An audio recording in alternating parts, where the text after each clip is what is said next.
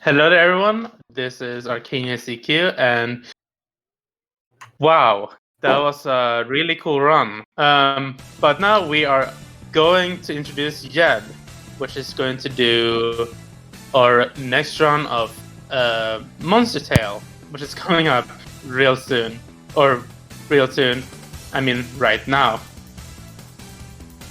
So yeah, be hyped and ready for the run that's coming up right now. Well, are we good? We good? Alright, sweet. So, welcome everybody. Hope everybody's having a good marathon so far. So now we're going to be playing Monster Tale, which is probably one of the best DS games that you've probably never heard of. It's a Metroidvania for the DS, made in 2011, and it is an absolute gem and a half. So, yeah, I'm gonna let Skip kind of introduce herself. She's gonna be my commentator throughout this. Hi, I'm Skip. I'm not sure what you need to know about me, but I'm Skip. So, this game easily has some of the best sprite work on the DS. Oh, definitely. Honestly. It is a very beautiful game. So what we're going to do first on the title screen, I'm going to reset the ROM real quick because it's kind of finicky, but once we start up the game, we can kind of do a secret code. You might recognize this code as, you know, important. Down, down, or up, down, down, left, right, select. Oop. Come on. See, sometimes it's a little finicky, but you can do it, and it gives something that's going to help us throughout the game a little bit, but I'm not going to waste too much time on it because it's a little finicky. It doesn't like to work much, but we're fine. It helps just a little bit. But there we go. It just changes Ellie's colors. Exactly. So it's going to make her gown gold, and it's going to give us 5% off on every item in markets, which is going to be used for one thing throughout the run. So I kind of got it there. You heard Ellie say nice, which is the main character. And so yeah, I think we're good for the actual run. So I will count it down and start the timer. 3, 2, 1, go.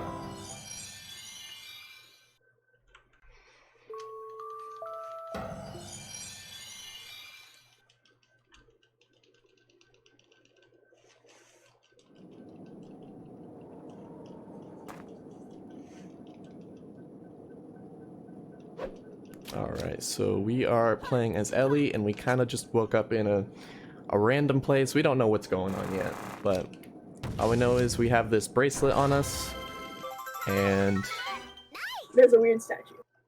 And there's a weird statue. That is all we know right now.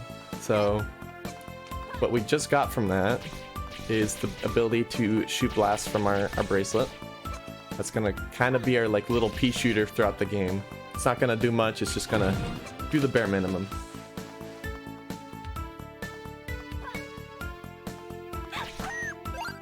So we can see there are a few enemies through our, in our way, just for the early little bit. Those are called Dumb Seekers. Yeah, Dumb Seekers. They're absolutely kind of adorable, but we have to kill them anyways. Alright, so... Cute. We're just gonna do a little bit of traversing, just getting to where we need to be.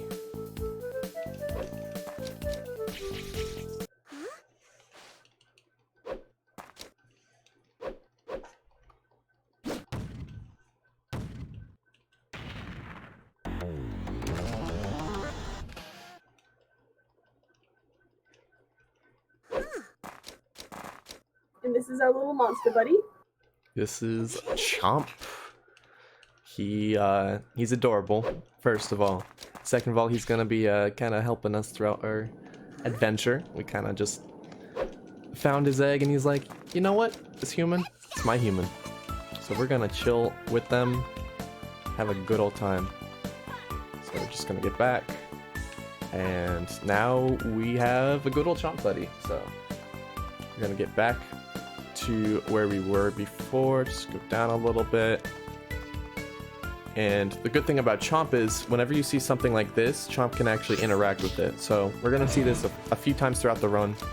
There's gonna be a few times where I'm gonna be actually ignoring it because it's easy to just trudge through, because I'm gonna let you in on a little secret. Chomp is kind of slow in this game.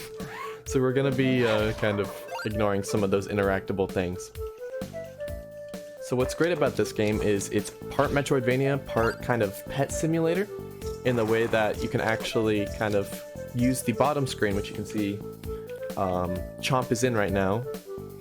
That's called the Pet Sanctuary, and that's where you can kind of get items, and he can interact with the items and actually level up from said items. So he just ate that cookie. He's having a good time.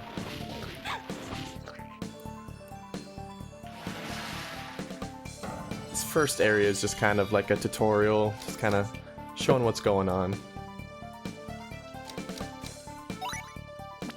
Nothing crazy going on here. Super basic area. Yeah. Just teaching the basics, so just get through all this. It's about to be Christmas for Chomp in a second. He's gonna get 3 items here.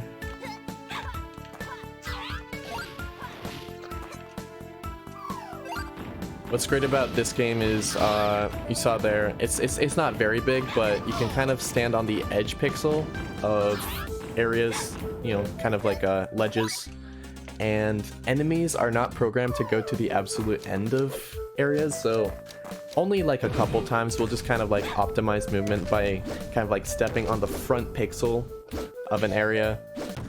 It doesn't do much for you, it's just kind of, it just kind of looks cool because you're just like right in front of him. So here we have good old intro boss. This is intro boss. They didn't give this beautiful boss really a name. In the files, it's literally called intro boss. So it's just kind of showing you the functionality between, you know, Chomp on the top screen and Chomp on the bottom screen. See, we're gonna be attacking him on the top screen, then he's gonna be going to the bottom screen. And then it's random, right? Yeah, and from here it's complete RNG. The top screen is a little bit faster. You can usually actually get like 15 seconds faster if you go 2 cycles on the top screen compared to the bottom screen. But that's okay. Hopefully we get some good RNG. Maybe. He's thinking about it. Okay, no, okay, we got we got bottom screen, which is worse. In practice, I got bottom, so that's 3 in a row for bottom screen.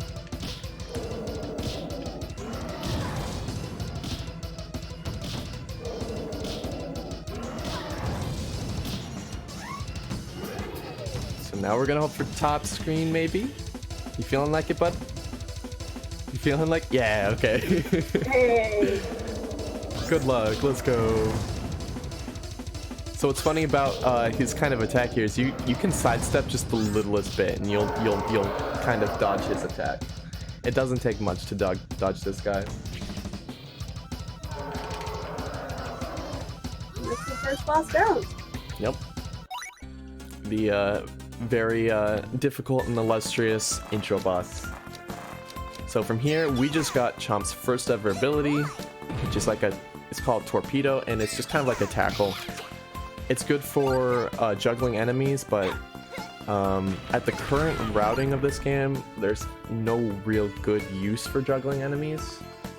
You can even juggle bosses in certain situations, but I haven't fully kind of routed that in, so we're kind of gonna use it scarcely. We're just gonna be going through, getting to where we need to be. I should also mention that drops from enemies are completely RNG. So you can see sometimes I'll get like a cookie or something. Or most of the time I'll probably get like a coin or a heart or something. And at this current moment, we're gonna be doing something called, you know, item storage. In the way that we're gonna be trying to, keep as many items in the bottom screen as possible. So when we get the next form of Chomp, we can level them up as soon as possible. So if we get good RNG, we're gonna get a lot of items, and we're also gonna kind of get the ability that comes with that form really soon. Or not really soon, but you know, really fast. So we got our second ability called Vertical Spike. That's a little more useful. Just for like micro optimization in some areas. Nothing crazy. But once we change forms, both of these abilities are going to be kind of gone. Which we're going to get the next form at the first ever boss fight. So what we just got is Melee Strike. So now we can punch. We have learned how to punch. Band's calling us to a new area, so we're gonna just kind of go with it. Have a good old time with it. So when Chomp is in the bottom screen, it can kind of interact with those items, but that's also the only way Chomp can recharge its energy meter. And the energy meter, if it runs out, Chomp kind of falls unconscious, and we can't use him. And when he takes damage, he loses a bit of energy as well as if you use a move. So his energy is kind of his health bar, his, you know, move bar, like it's really useful. So you don't want to, you know, you don't want to lose Chomp, definitely.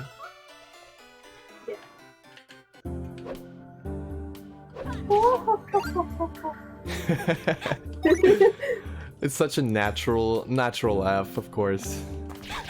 Who doesn't laugh like that?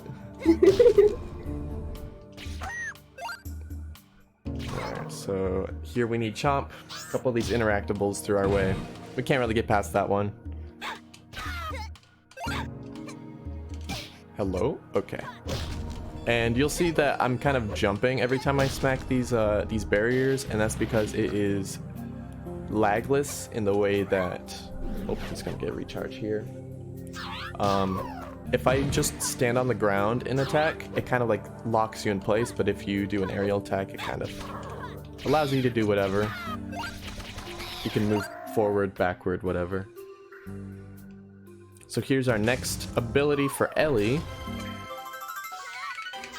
It's kind of just gonna be like our pea shooter shot is gonna be just overall better. It's gonna be able to go across the whole screen.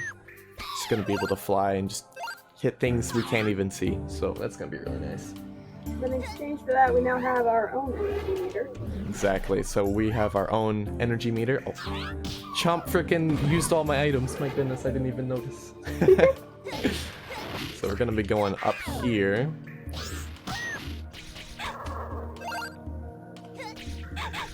And we needed it to get over here. I gotta get back. So we can hit that. We couldn't hit that before. And we got a soccer ball. Nice, nice. Soccer balls give a good amount of XP. So we're gonna drop down.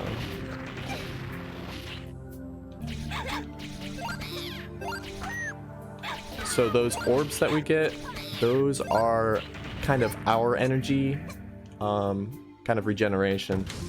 And also melee hitting enemies is a good way to get energy back as well. So it's kind of like Chomp energy management and kind of your own energy management throughout this game.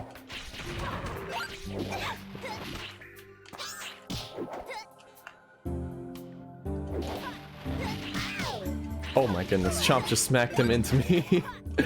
Alright.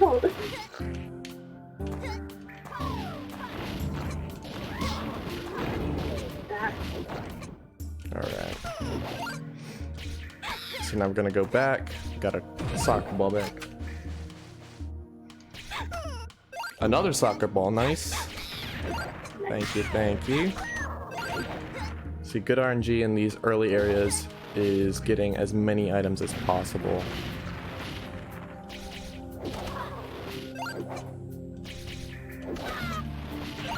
And now because we have roll, I kind of glazed over roll, but it's actually very big for our movement. So you'll see them kind of roll jumping, and roll jumping is going to be giving us a lot more movement. It's going to make us go a little faster. It's going to allow us to jump over enemies way easier. It's actually really useful. So now we're going to get our next thing, which is kind of better than just like a simple jab. We're going to actually have kind of like a jab string, kind of like a melee string that we can use to move these giant rocks. So that's one of the big parts of comboing in this game, because something that's really fun about this game is you can kind of combo enemies and kind of get like a multiplier going, and that'll get you better stuff, and that'll get you, you know, more and more energy the more you kind of beat up enemies. Which is kind of like how we're gonna be like taking out some enemies later on, but for just kind of just shooting them with the bracelet. Also, Kip, I don't know if you want to, you know, turn yourself up. I can, like, the game's pretty loud, so I can't hear you overly well. Oh, I'm not exactly sure how to do that. I mean, I don't think there's a way through Discord to, like, turn up yourself. I can't remember. There might be. I hardly ever use this mic, so I wouldn't know how to do that. That's completely fair. Don't worry about it. Alright, so get back over here. We kind of didn't go to the right here because we needed the combo string for it. So we're going to be going all the way down again.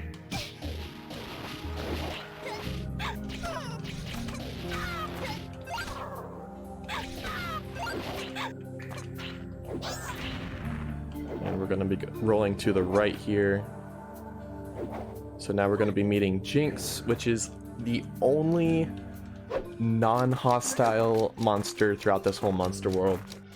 So something... Jinx is a good boy. Yeah, Jinx is a good boy, definitely. He will be kind of like our shopkeep as well.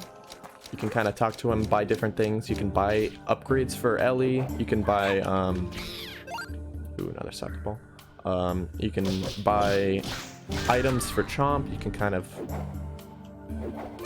of upgrade both of them through Jinx for money. Yeah, Chomp is low. Chomp is very low. And what I must bring up that what enemies do. I'm just gonna real quick. What enemies do is completely RNG in this game, so there's really no manipulation of movement or, you know, telling what they're gonna do very simply. Chomp just wants to take some damage, my goodness. Wow. He's not the brightest bulb in the box. Yeah, I mean, he's happy. That's all that matters. So yeah, we're just basically trying to keep him alive, saving him from himself. Ooh, another soccer ball. Thank you, thank you. So now we'll get the other piece of the combo cake. So we needed the jab to kind of start the combo, but to continue the combo, we needed this right here. That is the launcher attack. So we can kind of dodge that bottom area just by kind of hitting through the wall there. Now we get to meet good old Priscilla. In person this time, not at her castle place. What's up?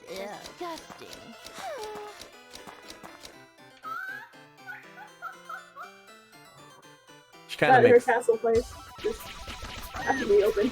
Yeah, She's in a cave. she actually came out of her good old big old castle just to say hello to us, which is honestly flattering. Sold our fashion sense. Like, yeah, just made fun of what we look like. Dang. So that's just a little bit of you know, enemies, and now we can go down and go right. We're gonna be dropping down, and we will be entering the scratch pit.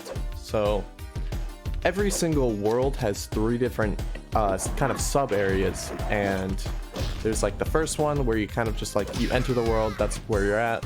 Then there's a second one with a bit more difficult enemies, and then there's the third one where usually the boss is. And so this is where our first boss, Meat, is. Well, I guess second boss if you want to count intro boss, but... Why wouldn't you count intro boss? Okay, our second boss. This is where Mead will be. Our first full boss. Is that acceptable? The first big thing that we have to defeat. Alright, so we're gonna dodge healing. We don't really need healing for this. Unless RNG's mean like that, my goodness. So we're gonna take up everything there. So here's our first boss. This is Mead and Crubble. They're kind of having a good old concert.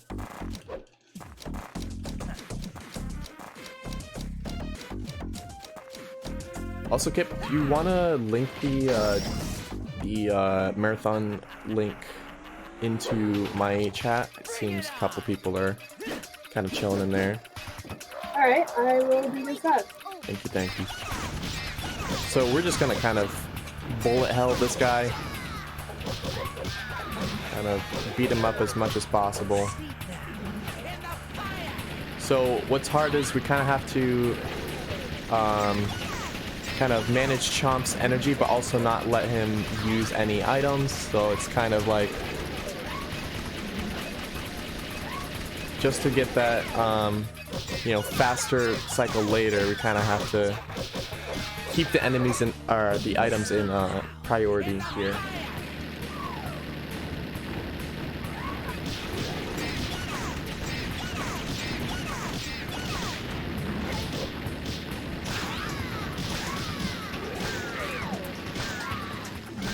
Yeah, it's a bit tough trying to manage both using him as damage and then also trying to keep him alive. And also trying to keep the items alive, so it's a lot of management for sure. Here we should be able to defeat him real quick. There we go. So there is our first boss. Get him out of the way. And now we have our second form, so we can actually allow Chomp to, snatch those good old items in the bottom. We haven't really gone into detail about forms yet, so... If you want to talk about that. Yeah, sure. Chomp has, I believe, 30 different forms that you can unlock using the various items. Each form has... Well, almost each form has a preference for a certain kind of item that they like. Like, let's say the Acrobat, for instance, really likes sweets. And so you unlock the Acrobat by giving Chomp a lot of sweets, like cookies and candy and all that. So... Forms have different elements, and we'll see that come into play a little bit later. They can have a fire element, water, earth, light, or dark. And there's only one dark element form in the entire game, and there's 2 light element forms. Yeah, so the main 3 are gonna be kind of fire, water, and grass, of course. Kind of the base elements in most games, but things back to like your Pokemon and all that. Exactly. So yeah, it's kind of like a simple choice for the main attributes, and can't really argue with that. Yeah.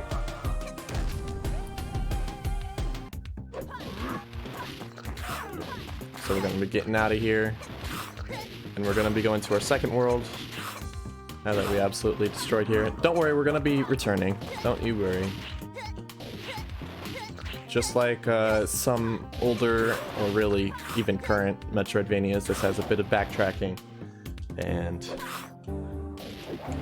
so we will definitely be back at least a couple of times throughout the run. So Excuse you. So you can see Chomp is kind of leveling up really fast because we save that many items. And that will be very useful because at level 3, every Chomp form gets their special ability. So every single form has its own special ability. Well, technically, the Foundling, which is our first ever Chomp, technically got 2, but that's for the sake of kind of tutorial. But the rest only get 1 ability, and that ability is kind of like specific for the form. But you can master abilities through kind of leveling up each form enough, so you can actually move it to different abilities. So throughout this run, we won't be mastering any abilities.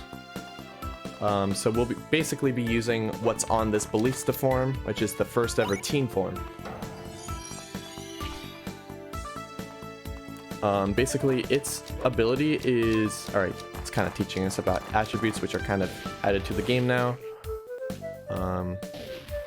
But this Chomp form has kind of like a shotgun spray of fire projectiles, which are unbelievably good. So we're kind of just jumping through spikes. It's a little faster, just because there's a lot of Chomp interactables there.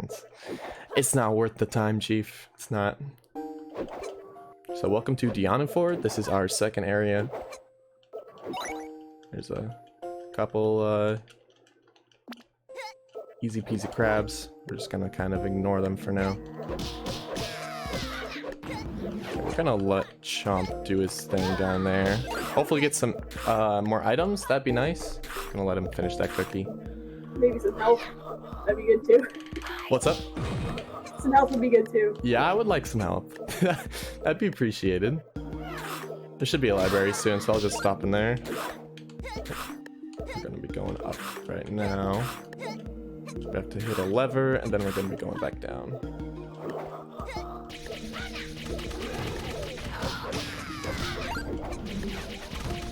So these are Juggernauts. They have a lot of health, and they're kind of spooky, but they're actually really easy because they don't really attack you. You'll see these gems kind of like hidden throughout the game, and we're gonna be kind of snatching a couple of them because money will be very important later. We're gonna have to kind of clear an avalanche, which will take, I think, 26k, or not 26k, but 2600, and that is quite a bit to kind of save up to. So we're gonna be kind of taking as much money as we can throughout this run, just so we can get that. Seems we're not really getting much health, but that's okay.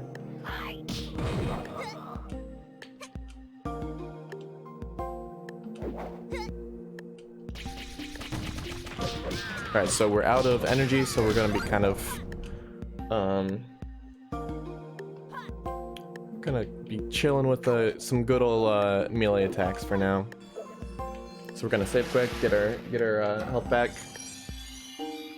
And I don't know what level Chomp is right now, but he's gotta be close. He's definitely really high up because we saved, I believe, was that probably like 8 items, which is pretty good. Yeah. So he's got to be close to level 3 for sure. So we're going to be going into where that lever was. Kind of can't dodge those. They have such a big hitbox, my goodness. So here's another big part of movement in this game. You'll see our roll jumps, and now you'll see a lot of wall jumps. So this is what we're going to be getting now. So now movement will be a little bit better with the wall jump. And definitely got stuck there. That's okay.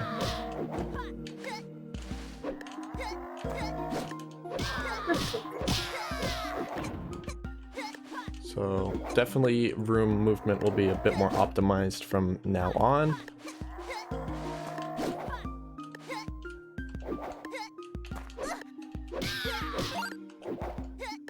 Except for when I miss my launcher text, but that's okay.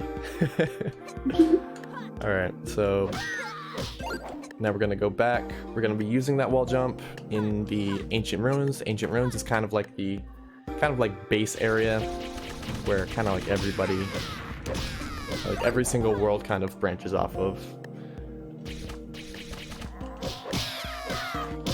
Yes, I needed that. Couple more, excuse me, a couple more items for Chomp. And here is Dianu. Dianu is our good old second Kid King, and Kid Kings are kind of the they are the main kind of villains in this game. They're the main bad guys.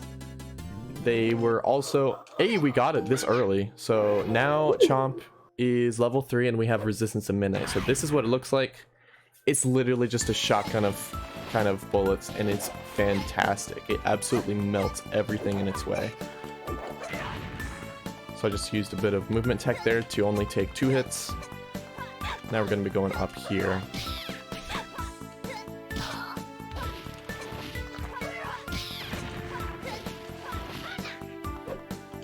So now we're kind of going to be dodging items as much as we can, because we don't want Chomp to level up and have that long, you know, that long level up screen. So he's good how he is. And a bit down, there we go.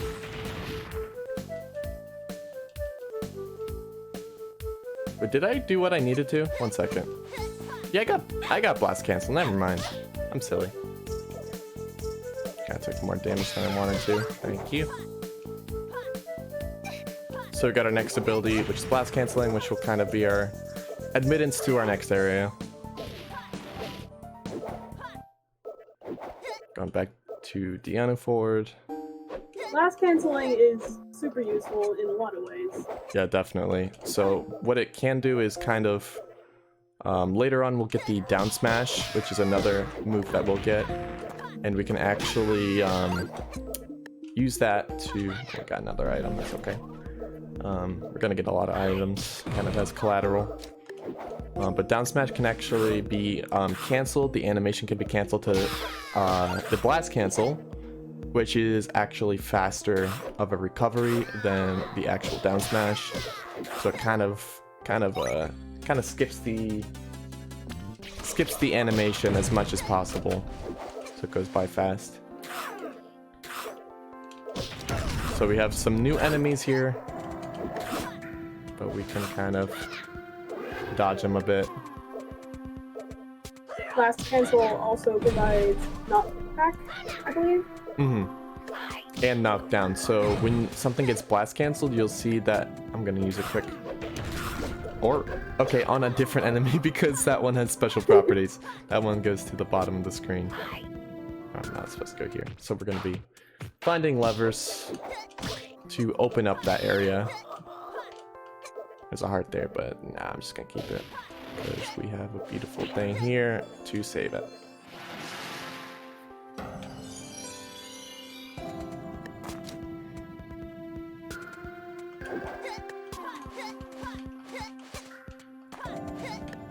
Oh, so because we have resistance to midnight early, we can actually do this lever first. You can take out these juggernauts extremely fast with the resistance to midnight, and just get through that really, really fast.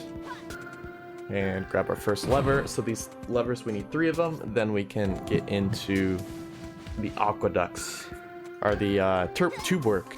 We're in the aqueducts right now. You can see the absolute bullet hell that comes from these. It's insane. No enemy stands a chance against resistance in midnight, so that's why we kind of did the item storage to get it ASAP.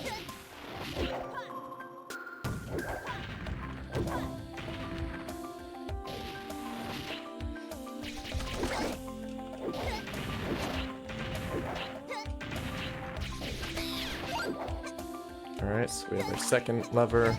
The last one will be pretty close. I need to get Chomp to the bottom and take care of those enemies, because once they hit you, they kind of stun you, and it's not a good time. It's not. Oh.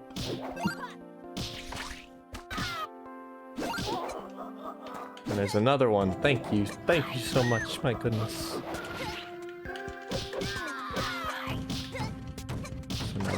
show up. That Juggernaut really isn't needed to, you know, be taken care of.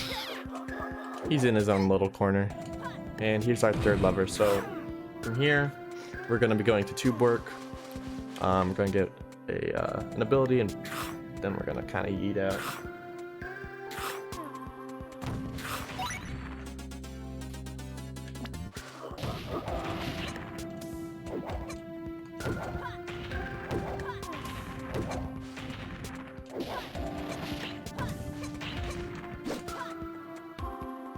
So if you actually transition screens before those enemies get to the bottom screen, they actually won't show up. And that's kind of like what I tried to do there. It's kind of like a race to get to the next screen before they get to the bottom screen. So you don't actually have to kind of worry about them. But it's kind of hard to race them in some screens. It's kind of like inevitable.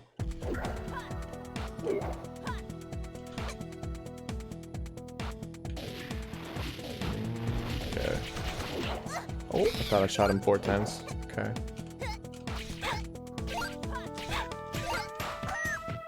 So that room can actually be quite like a refreshment stand. You can get a lot of kind of health back just from those flying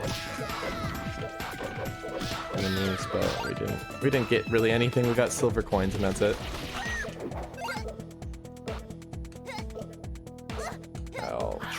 I'll brave it. Here's our next thing. This is super wave, I would imagine.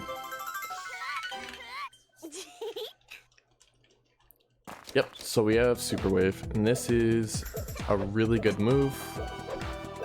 It helps a lot because when you're juggling enemies, it takes up a certain amount of gravity every single time you hit them. And basically you can kind of combo them forever with like a jab 4 launcher, aerial attack, jab 4, like jab until the 4th hit.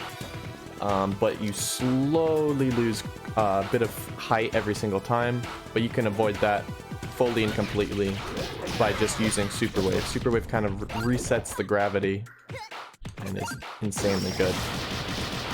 Oh. It's one of my favorite abilities, to be honest. Yeah, it's so satisfying. So we didn't go left earlier, and that was because that door was locked where we got our wall jump. So kind of goes full circle. Now we can go through there. I don't think we do in this run. I'm pretty sure we just kind of work around it, but at least it's open now.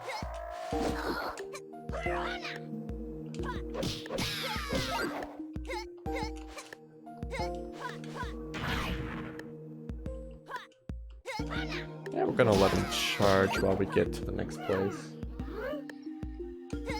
Hello there.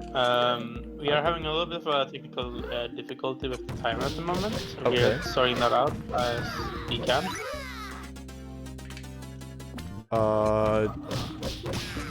Do you need any help? We can sort it out.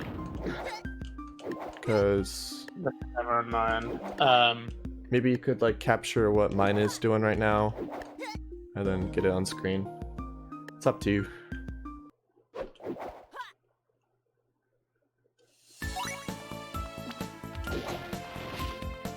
We can do that, I think. You can do that as a temporary solution. Yeah, whatever you feel is fit.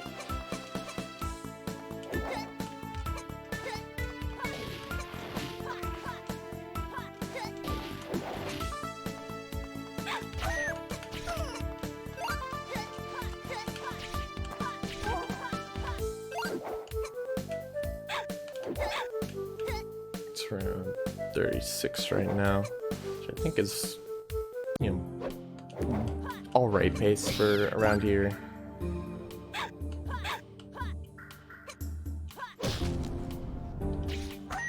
I'm not super familiar with what the splits look like for this. Right.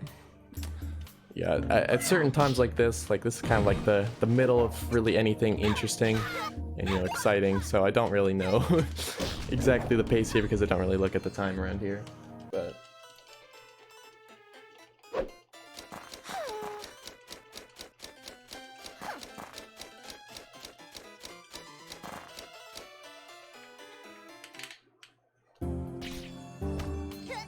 be smacking, and now we're gonna drop. Oh, okay, drop down.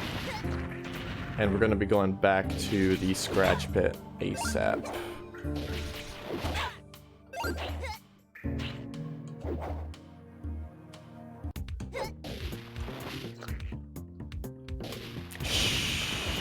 You know what? We're fine. We're fine. I was thinking of saving for a second, but nah, we're good. 11. Who does marathon save strats? Am I right? That's not needed.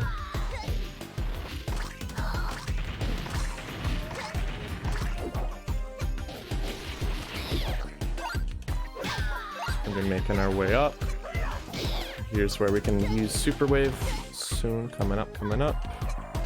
Here we go.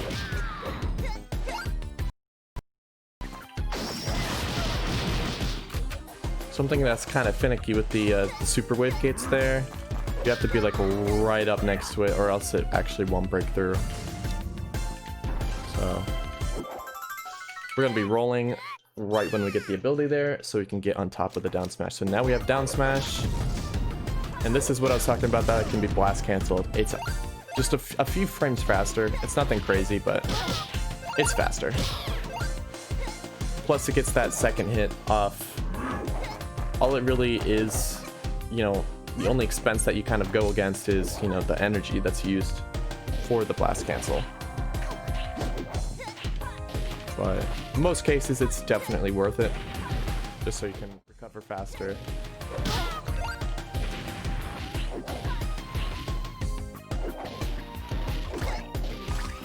So now that we have that down smash, we can actually get where we want to go, which is in to work. Goodness, he didn't use his mace there. Would have been hit definitely. I'm gonna get out of here. Stop. And get our way back to Deanna Ford. So you can see that I'm kind of hugging the wall instead of using the platforms there. And that's because it is so much faster, because you kind of don't have to go down in the way that you kind of like land on platforms. So it's just infinitely faster. Wait for that. You know what? I'm gonna save here real quick. Nah, I'll save later. I'm a dangerous man. Living on the edge. Just saving one safe place further than the next.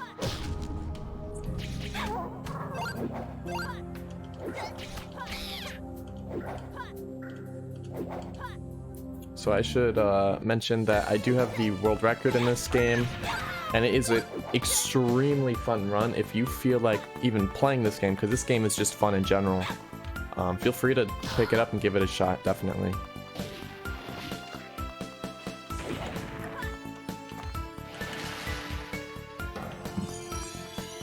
The community for this game certainly isn't very big. Yeah, it's definitely in its infancy. Because this game's kind of been, you know, it didn't ever have its limelight because, you know, there was nearly no marketing, and it was in 2011, which was around the end of the DS's life cycle, and it was only released in America, so there was like a lot of factors going against it, kind of like getting its limelight, but it's still just a really good game. In fact, it's won an award for how good its sprite work is. So I would definitely, absolutely amazing. Better than honestly most games. You know, nowadays they use, you know, pixel art. It really is insane.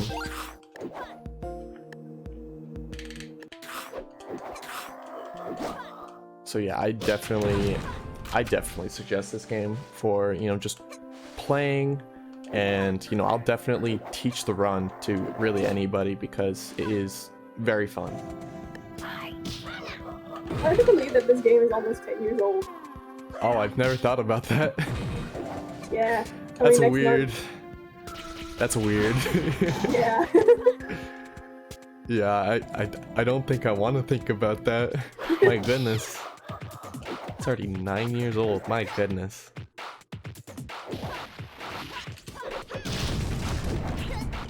So now we're gonna be getting to Dianu. 2011 feels like yesterday. Yeah, it's crazy. Like, it doesn't feel that long ago. My goodness. Because I remember getting it when it came out. Like, it's crazy.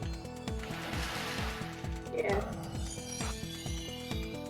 I just bought it on a whim at GameStop. I still remember the day. Like, well, not the specific day, but I still remember how the day went. It was. Yeah, so yeah, it's definitely got so much nostalgia to it. My goodness. I was first introduced to it when a friend sent me one of their cartridges over the weekend, and I played it, and I was like, "Oh my gosh, Dad, I gotta get this game." So I'm gonna be facing Dianu here, and he's gonna be doing the Surf's Up move, and we're gonna be trying to use him as I missed it. So if you get hit by the wave, it kind of knocks you down for a really long time. But if you use Dianu, kind of like the damage boost off of him, it saves a lot of kind of hit lag. He'll be dropping soon, and this is where you kind of get most of your damage right here. And I missed it, so that's okay. So now he's gonna go into a couple of really long cycles and be all annoying, like.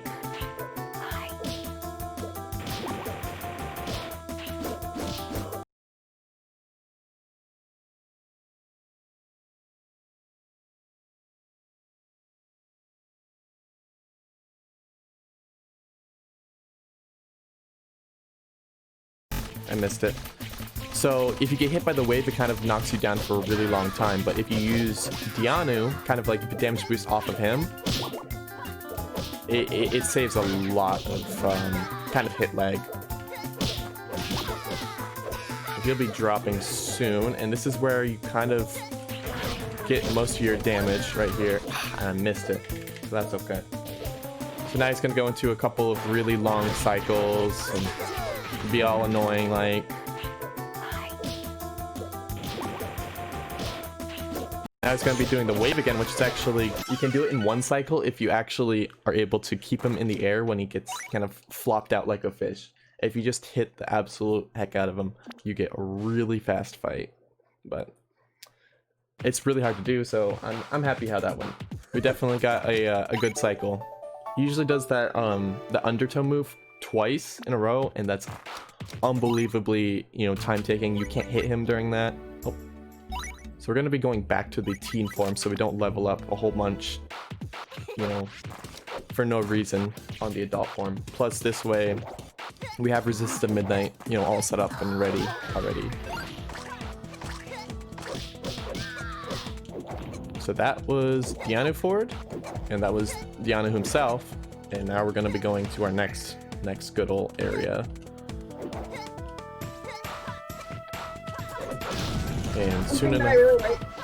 What's up? One thing that I really like is most of the time you have the Metroidvania taking place on the top screen and the pet sim taking place on the bottom screen. Mm-hmm. But like there's some bleed between that. Like you saw Dianu going to the bottom screen for a long Exactly. time. There's a lot of gameplay that kind of goes between them, and that's really, really interesting.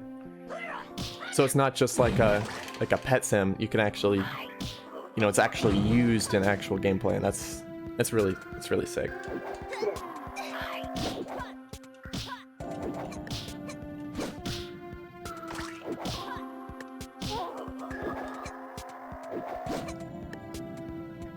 They definitely use their medium to, basically the fullest extent. Yeah.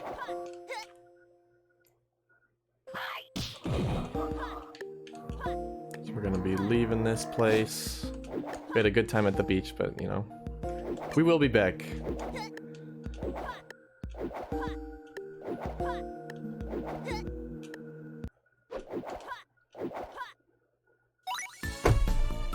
Alright, so now we're gonna go where we saw some down smash boxes or cubes over here. Gonna get stuck in that top part of the spike, and that actually allows us to get through there. 2 hits. And now We blast cancel and then roll there. That's the fastest way to get through that little area. So welcome to Zoetopia.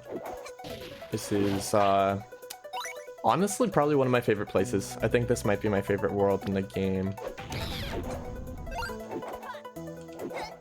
So we needed the Diano key here. We're just getting through there. And we have new enemies as well.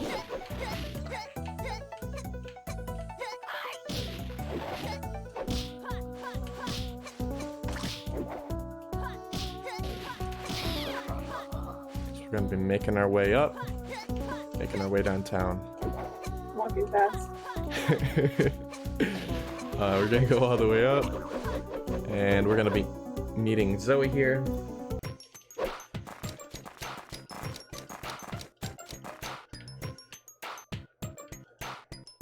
And just like how she's doesn't know what a lobster is. Literally. She is uneducated in crustaceans.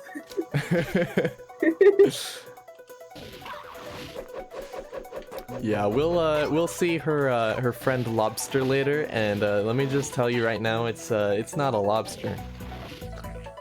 I'll just tell you that right now.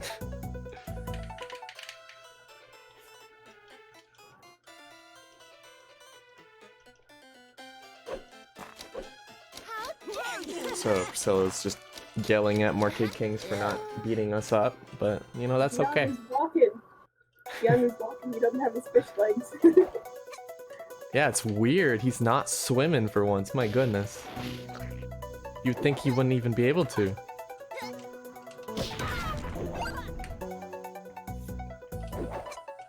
The way he was acting in that boss battle. Actually though, like if you smack him out of the water, he's flopping like a fish. Alright, so we're gonna be making our way back to Aqueducts? I didn't do that right, that's okay. Let me just check quick, I'm just making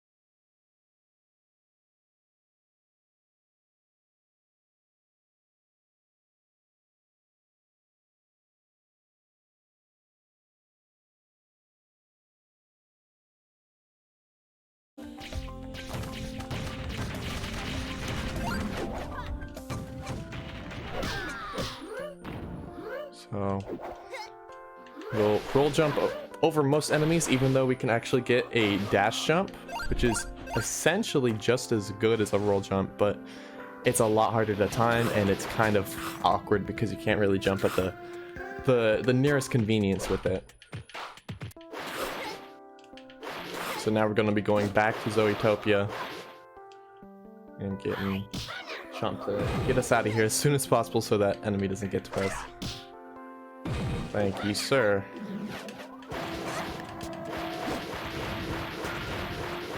So you can see dashing is infinitely faster. It's really nice. So I'm gonna allow him to take care of that monster quick. If he actually wants to go down, my goodness, Chomp. Thank you, thank you.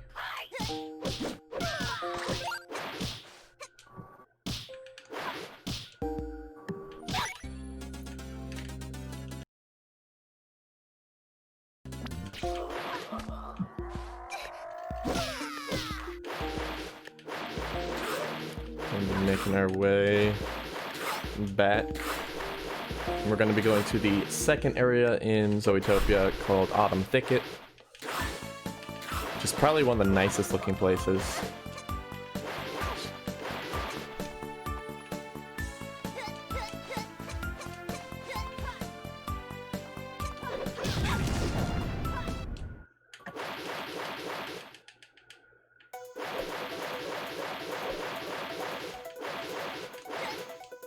So now that we have the dash jump, it's really easy to get over that big crab. And now we're going to be detouring a little bit off of our main path here. You know what? I'm going to be getting the heals real quick. Heals are definitely needed. I don't think it can be a bit spooky.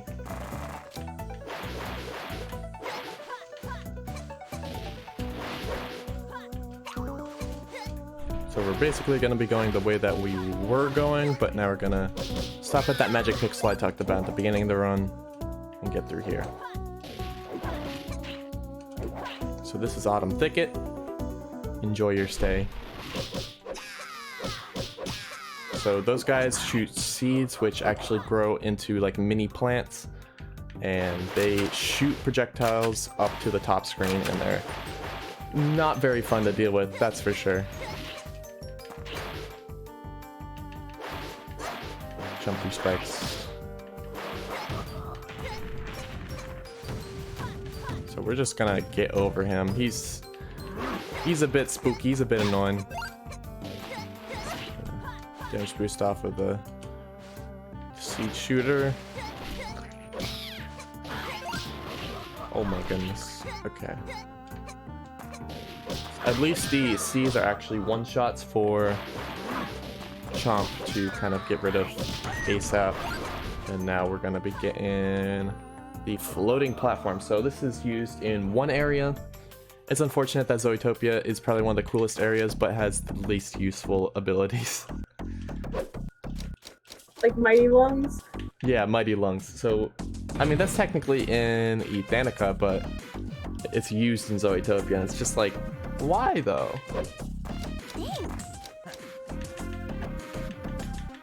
So this moving platform is hardly even an ability. I'll be honest. It's just a thing that happens. But we unlocked it. We did indeed. So now we're gonna be getting our way, making our way back down.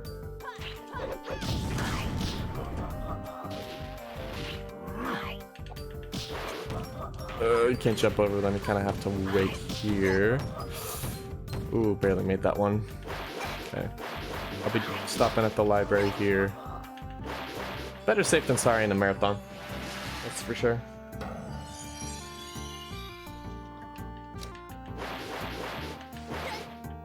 So yeah, this community it's pretty small. It's definitely taken a bit of time to kind of come back, because a lot of people loved it from their childhood. Literally everybody who I talked to about this game, they loved it from their childhood and just come back to it because it's so good. They always come back to it because it's so good. And we're gonna be making our way back to Scratch Pit. So it's like, it's got nostalgia, it's just got good gameplay, and that's just not gonna change. So if you're looking for a good Metroidvania, definitely check this one out. This game has a subreddit. It's not very big, but it exists. Yeah, I mean, if you feel like kind of keeping up with the community, and in fact, Kip actually has a project going on right now that she's trying to kind of re-envision this game in a project called Project Retold. She's kind of making what not a sequel, but kind of like a remake would look like. Modernization. Yeah, modernization is probably the best way to say it. And yeah, so she's been working hard on that, and it looks fantastic so far. It's awesome seeing this game kind of brought into modern times. And it's crazy to think like what it could have been. I'm in the wrong place, my goodness. What am I doing? I went into autopilot, my goodness. So we're gonna be making our way out of here, my goodness.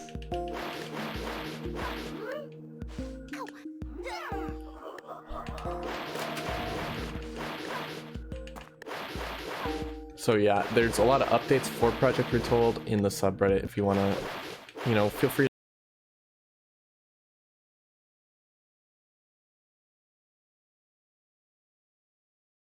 to check that out. There's a new update coming September. September sometime.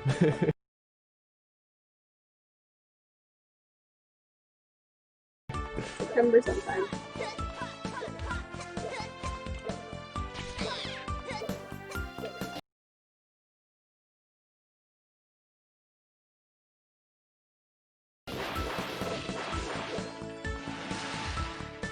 And of course, I've been planning on, you know, getting back to running this. I've kind of only run it for marathons for the last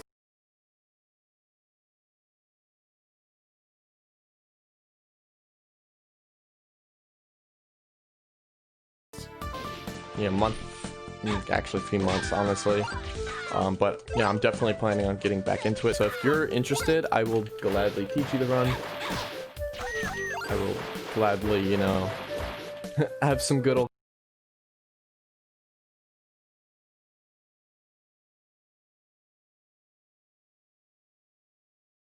competition, because there's only a couple runners for this game right now, and we would love to absolutely expand that. Yeah.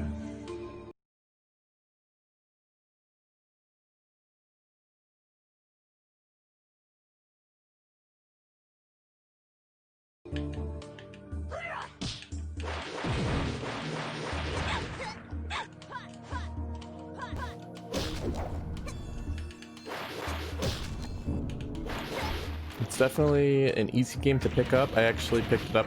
I mean, I did have, you know, childhood experience, but it really is not hard to pick up at all. In fact, you know, I was, I don't know, 10 when I first started playing this game, so it's like it doesn't take much to get, you know, into this game. Yeah. If 10-year-old me can do it, you know, anyone can. It's definitely super fun.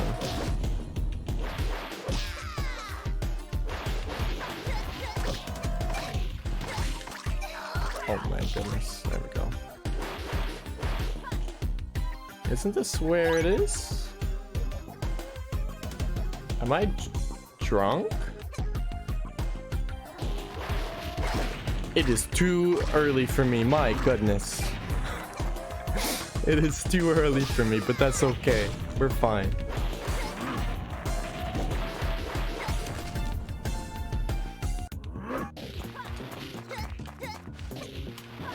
So I'll be honest here, it won't be exactly a world record going on here. Definitely nothing crazy. I am to believe we can get there from here though, so we don't have to freaking fully go all the way back where we were going or where we came from. This should link around. Yes. So we're gonna make our way up here. Jump in here, and here's where our moving platform would be. It wasn't moving until now because we had to unlock it, so we're gonna be making our way over here. And here's where we get our next. I believe this is Air Super Wave. Yeah, Air Super Wave. So now we can use the Super Wave ability in the air like that. Which, when it comes to gameplay, it's not overly used, but it's nice having that ability to do it in the air.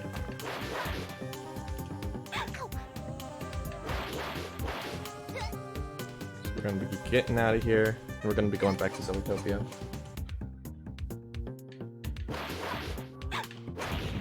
So, through up to the Zoe fight, it is pretty easy, but it kind of ramps up from Zoe onward.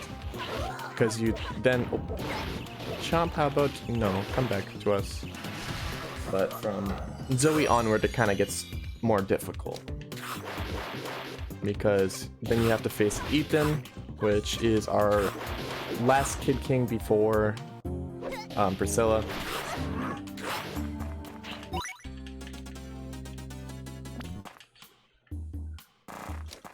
Yeah, it's gonna show us the master skill kind of cutscene there.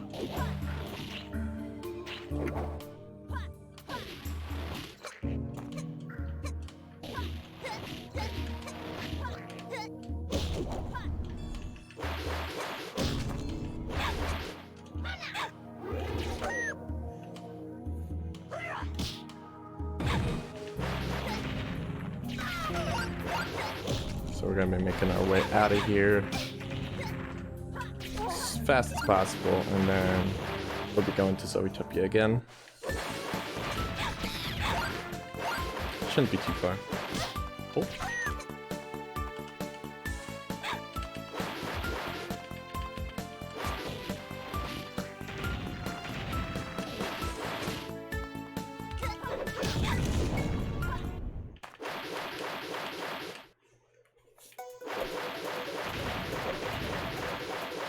It's crazy to think that the rest of this run is only done in like 45 minutes. Like, it feels like it takes a lot longer. Or like, takes up the majority of the run, but it doesn't. Because we're already at an hour right now. And we're only in Zoetopia.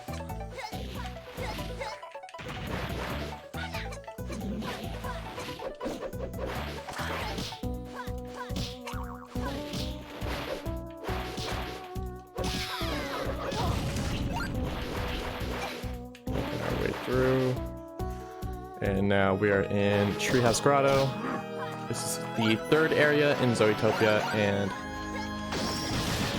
it's being mean. There we go. This is our third area. This area is aesthetic. It really is. It looks awesome. The 3 moons in the back. Yeah, it's absolutely dope. We're gonna take our time taking out these dumb seekers.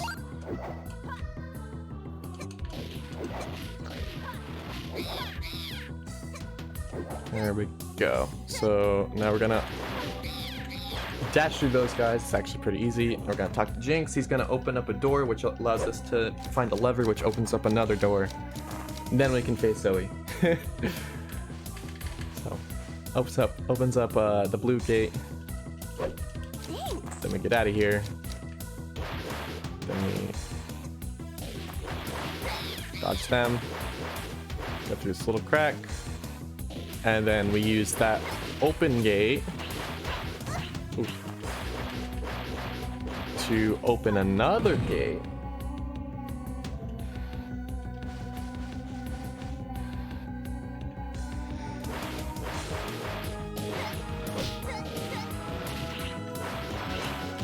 Oh my goodness. Not the best for cycles, but that's okay. We can heal quick before this. Skip through here.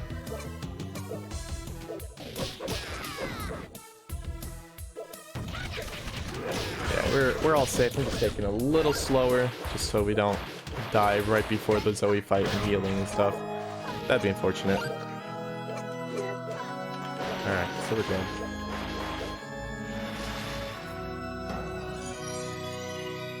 I look forward to a time where we can actually do this whole run in like 1 hour and 40 minutes. That'd be dope. It's definitely possible. It's definitely possible, yeah. Oh, hello? Okay.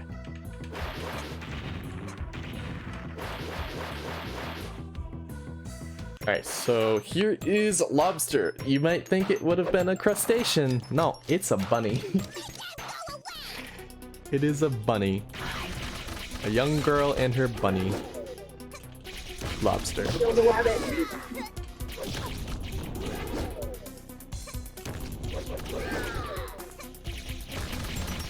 So there's a glitch in this fight called magic trick. We can do it. Okay, we didn't get it that run, but basically what happens is lobster gets stuck on one side of the wall, or one side of the arena, like out of bounds, but you can still hit him. So you can kind of like glitch him out. And it's really important to get a really fast time on lobster. But we're not doing bad right here. Uh-oh. It's just so hard to hit him when he's just bouncing around everywhere. But that wasn't bad. That wasn't bad at all. It really wasn't a bad fight.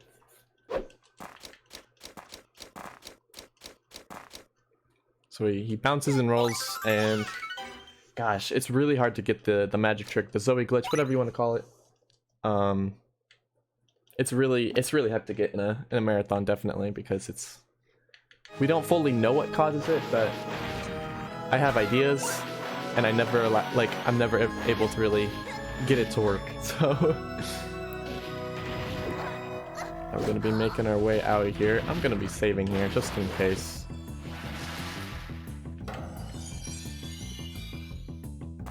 Now that we're mostly done with Zoetopia, we're going to be moving on to Ethanica. And Ethanica is the last place before Prissingham. Prissingham is, of course, a home to Priscilla, which is, you know, the final boss. Prissingham has a lot of kind of enemy rush areas. And that definitely kills most runs. You know, that kills the most runs, at least.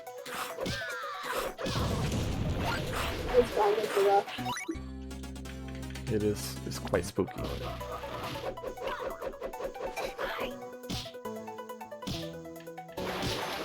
Danica has a train section.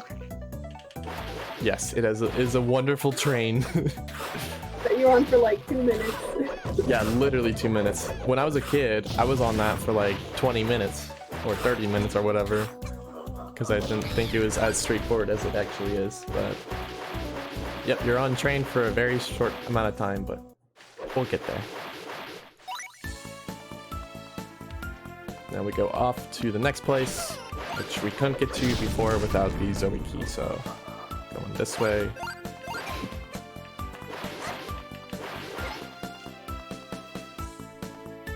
Drop down here, so there we go.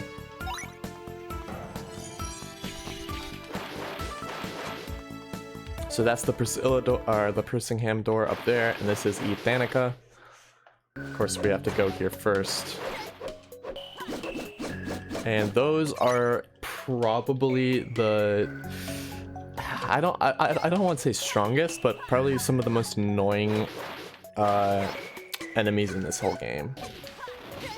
Can't fully remember their official name, but they are absolutely insane and do so much damage. It hurts me inside.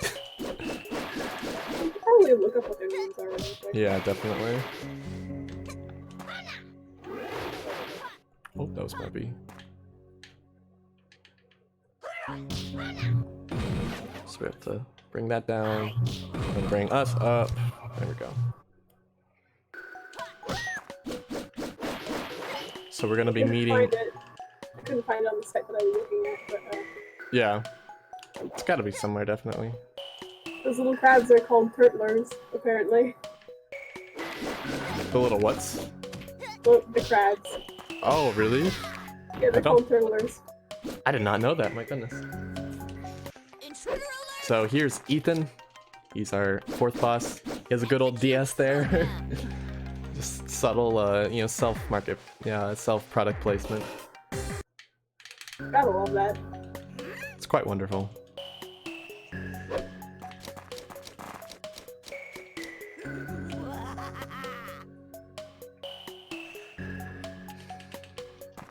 So now we have like his mad scientist laugh. It's so... I mean, he is the nerd of the group, I guess. So, I guess it's fitting. So we're gonna be making our way all the way back to Tuborg, so we can get another ability. Hello there. Couldn't quite use that one. Can't remember, is it Charge Shot or Mighty Lungs? Can't remember. No, Mighty Lungs is on the train. Never mind. It's gonna be Charge Shot.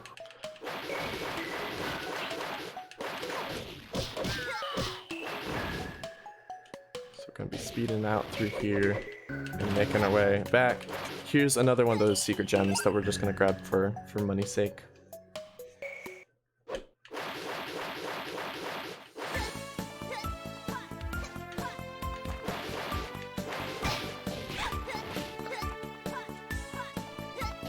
After his boss fight, Ethan actually starts talking about it and making references to Henry Hadsworth and the Puzzling Adventure.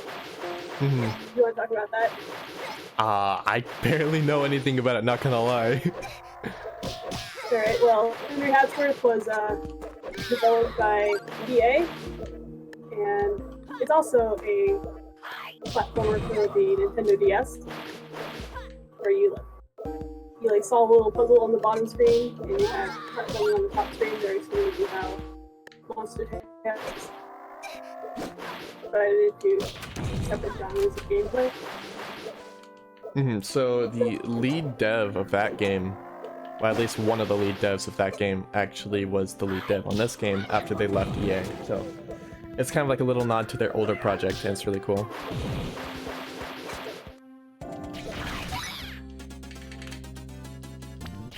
I've also been thinking that maybe the Treehouse Grotto in Zoetopia, how it has a bunch of like puzzle pieces and stuff in the background and all that. I was thinking that might be also a reference to Henry Hadsworth. Yeah, I mean, I've actually never played it. I know there's a connection there, but I've never actually played Henry Hadsworth.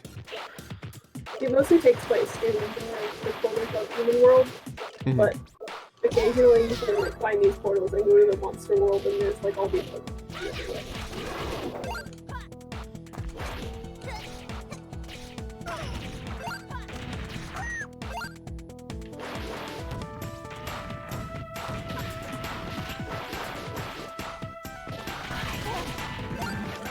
So we're gonna be making our way through here.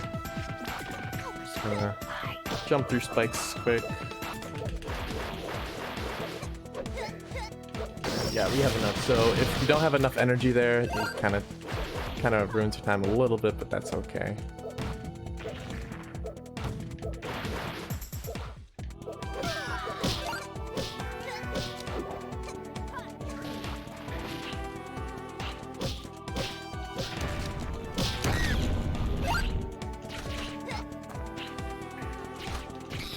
There we go.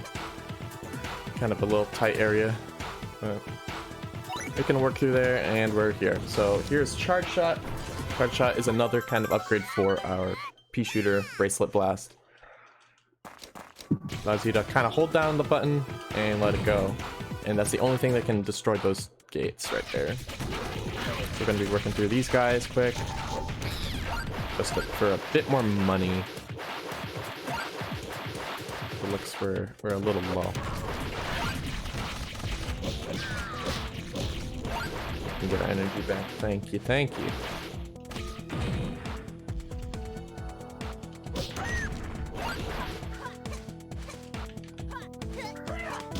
So I'm gonna get back to where we were.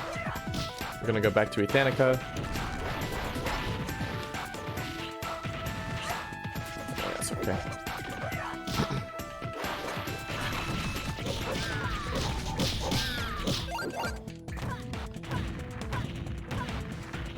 Gonna save quick, just because marathon's safe. We are all about marathon safe.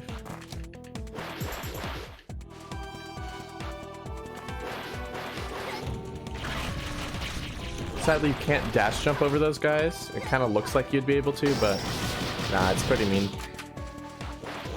Pretty mean to you.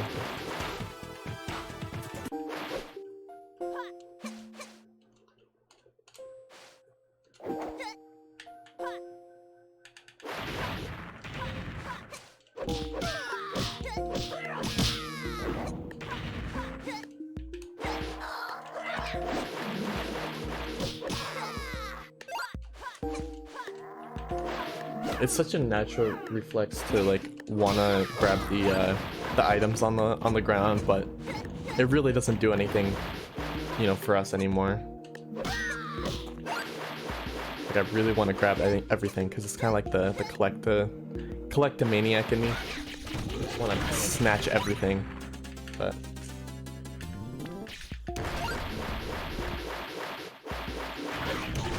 So you can see I used blast cancel there just to get through that pawn real quick. The crocodiles with the maces, those are called pawns.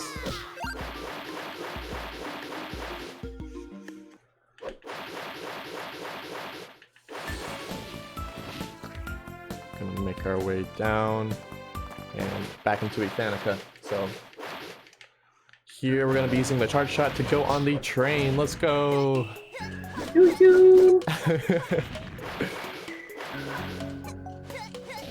Probably one of the most memorable parts of this game, even though, or from my childhood, even though I don't think it really is that big of a part of the game. It's just fun. The demon shuttle. Yeah. There's actually an unused track called the Frozen Train, and it suggests that the train was frozen over at one point and not functional. Which it's a very cool track. Honestly wish I saw. Would have been, or not saw, but you know, heard. Would have been awesome. Yeah. Just gonna get this. This is easily the best ability in the game by far. Mighty Lungs. Mighty Lungs. Totally not absolutely pointless. All it does is allows us to go through areas that we weren't able to before.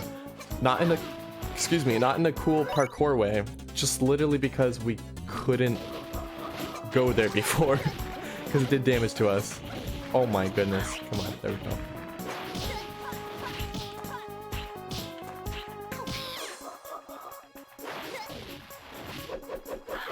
I was gonna make a career joke about Mighty Lungs.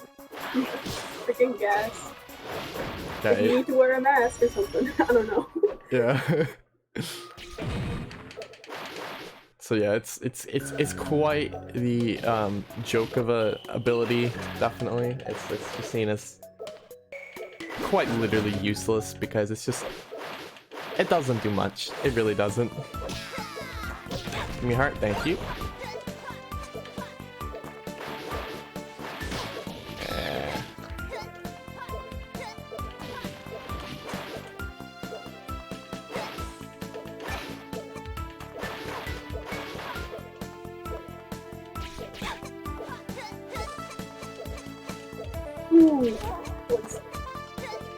I'm just gonna save pick obviously because you know freaking half heart's not very nice.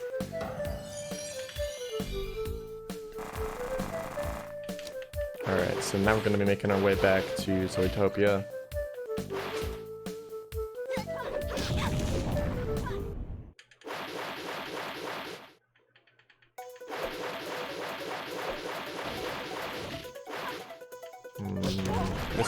Missed the jump, that's okay. We're going to be making our way back to Autumn Thicket, which we kind of saw for a second earlier, but we'll enjoy it again.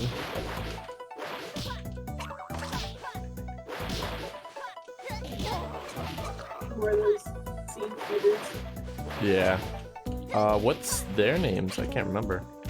I've been looking on the artist website to see the file names.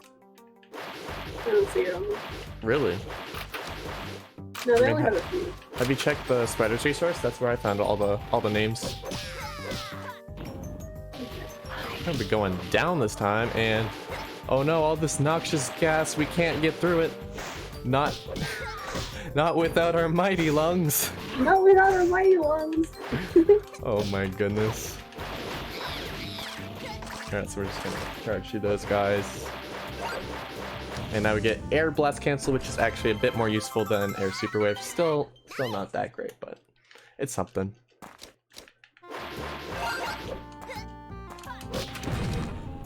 because you can keep moving and use it like that, and it kind of pushes you forward. I haven't found any legitimate usage of it yet, but if it's if there's abilities that there actually is like good use for later on, kind of as I optimize this game, or as the community optimizes this game, it's probably one that will be added, maybe. Just because it kind of moves you forward and it does knock back, so it's pretty good in general.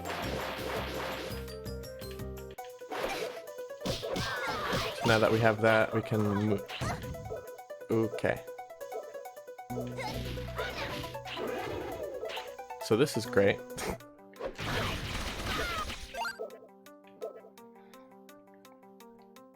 We're gonna be farming some good old health back. We took a couple more hits than I wanted to. So this is what I was talking about for the comboing. You can actually combo them until they despawn, which is really fun, honestly. There we go. So now that we have 2 hearts, I feel confident that we can get out of here safely, and I can make dumb mistakes like that. All right. Juggling like that is probably the easiest way to get money in this game. Exactly. Yeah, you can just juggle really any enemy. Except for Dumb Seekers, they die in like 6 juggle hits. It's kind of sad, but you can juggle a lot more, on different enemies, and they'll give you a lot of hearts, energy, really everything. I'm gonna detour and just heal quick. Nothing wrong with healing. Healing is good. There we go.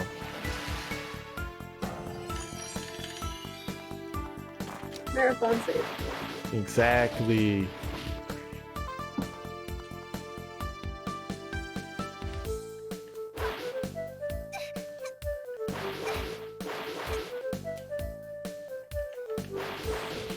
So you stay on the ground when we get hit by that first spike, so when you're in the air you kind of take a lot more knockback. So we're kind of just like taking the hit on the ground so we don't get shot all the way back. So we have to take more damage than needed.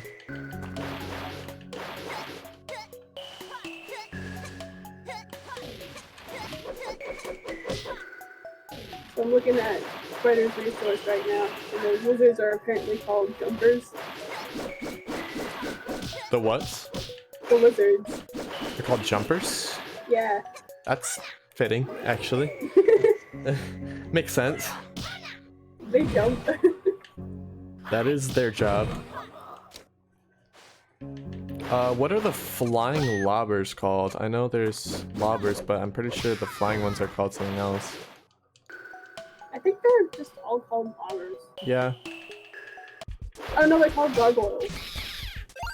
Oh, yeah, okay. Alright, so now that we're through here... Oh, we're definitely going to be healing because those guys do, I think, 1.5 hearts, which is spooky. And since we only... What's up? Oh, sorry. You're fine. Hey, I wonder if we can read a donation. Yeah, go for it. So we got a $25 donation from Worm Clan saying, "Thanks to Powerhouse Marathon staff for putting on this fantastic 3-day event. I will be back during the finale to see the Rain World run as one of my favorite games." Thank you very much for that donation, and we really appreciate it as it's for the kids. Yeah, thank you for that donation. That's awesome. So we're gonna be getting the extra kind of money over here. Usually if you get good enough amount of money throughout the run, you can kind of dodge going through this room and grabbing them, but it seems we didn't really get much money throughout this run, which is kind of perplexing. I don't know if I missed something, or maybe it's just really bad RNG. I think there was a gem in Aqua. Yeah, but that's okay. It's just like a backup room that literally gives you like 400 coins or something like that, so it's all good. Definitely a spooky room because those lasers do, I think, a heart each. And there's a lot of enemies that can do a heart and a half. It's like, no thanks. We're gonna just talk to Jinx and we're gonna clear the avalanche. So the avalanche is kind of stopping our way to the Ethan fight. So we're just gonna clear that quick. And now that place is unlocked and we can kind of chill there. Not chill there. It's a pun. Alright.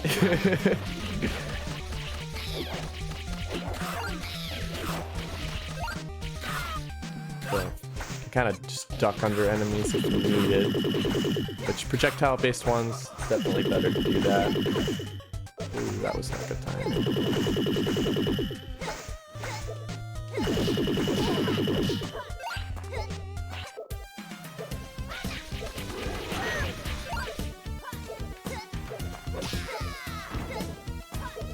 Alright, definitely healing, and then we can go to the right and we can actually face Ethan and Nathan. So Nathan is Ethan's kind of monster, which has a bit of a cool toy, as you'll see in a second.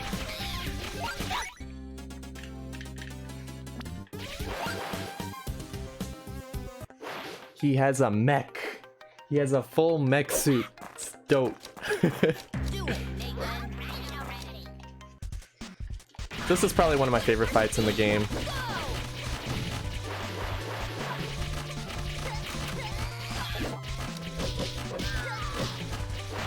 Just kind of just beat the heck out of him.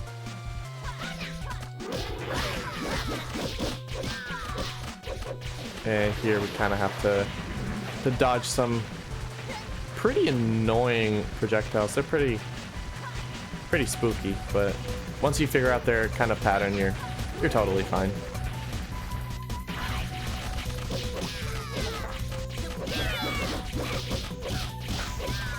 And I'm gonna go into our first missile run.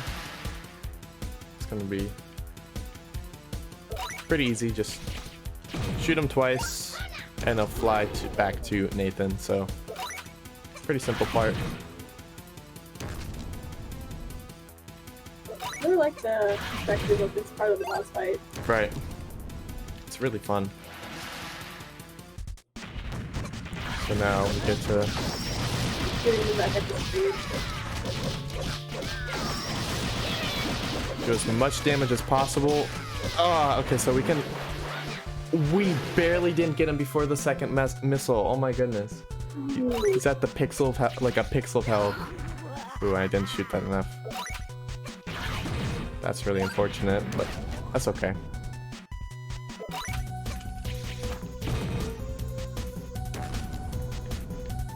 We'll just get through this and literally hit him the slightest bit, which will kill him.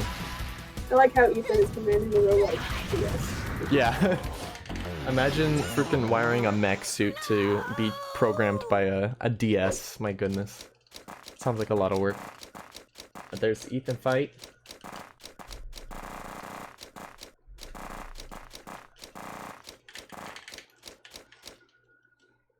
Alright, there we go.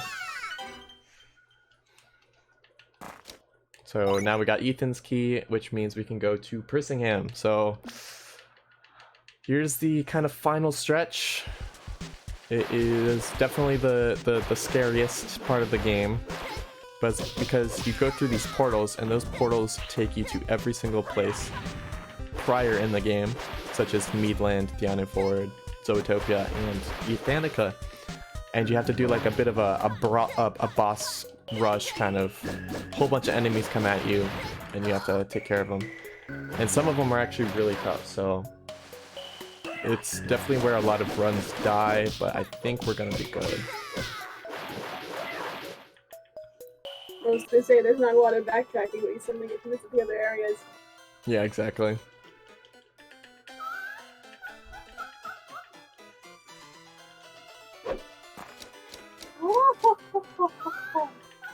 Such a weird laugh.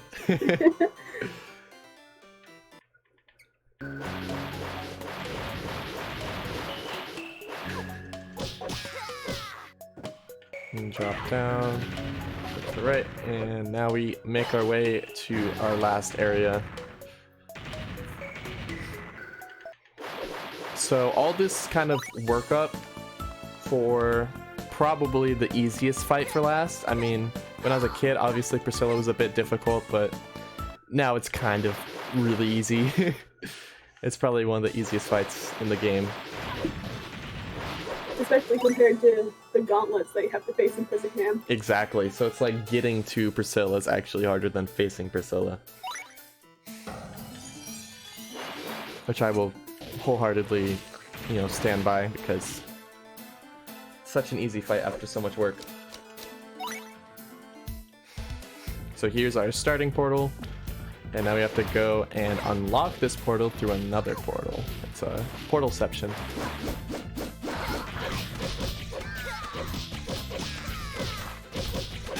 So you can see at this point, they take a lot of damage. So we're gonna be taking a lot of kind of workarounds of facing enemies because they take so long to kill now because they have so much health.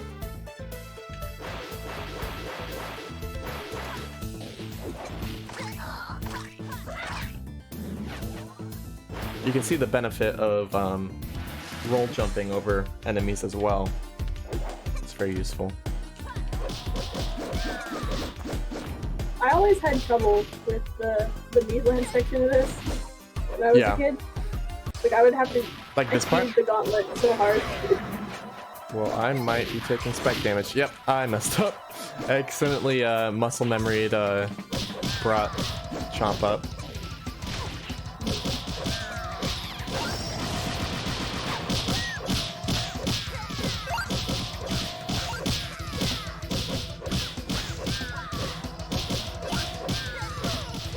So you can just combo them once you hit them, you know. There's a lot of them too. If you can get all of them in that combo, you're set. Get that combo counter go up. Yeah, it's insane. The only time you can get a higher combo than that really is against Priscilla or Zoe if you get the Zoe glitch. Yeah.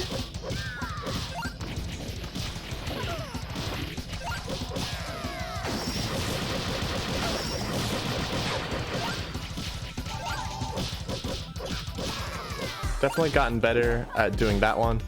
It sometimes gives me trouble, but kind of realized that you just gotta smack them, you know? Yeah. Alright, so here's our first lever. Once we have this lever done, we get to go to the next place, which brings us to the next part of pressing hand.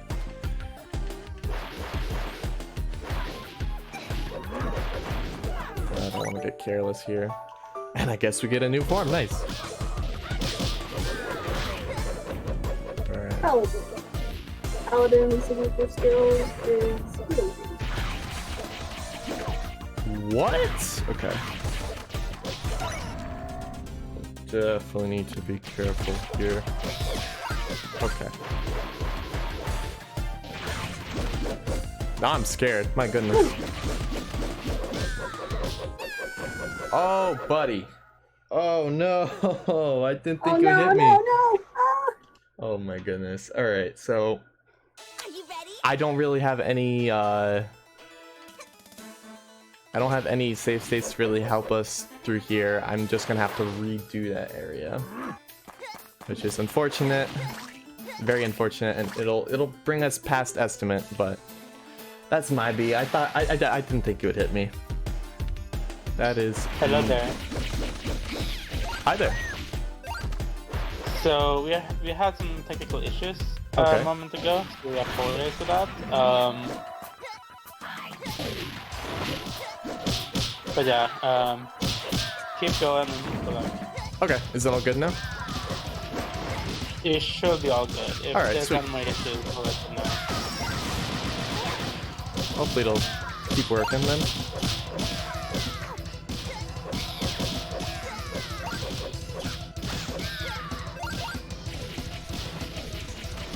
I always had to keep this first gauntlet. Like I would just keep Chomp on the bottom screen. No, I wouldn't actually. I would there's a little corner up there, and I was like jump into Oh it. yeah. Roll stick into it. And I had unlocked Wrecker at that point. And the Wrecker's skill is Mega Bomb.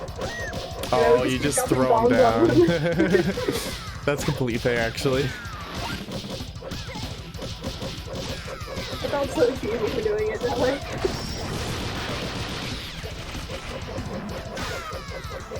Oh my goodness.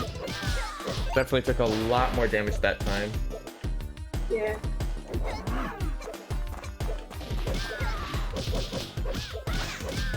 Now we can use Chomp again. For a little bit of health, my goodness.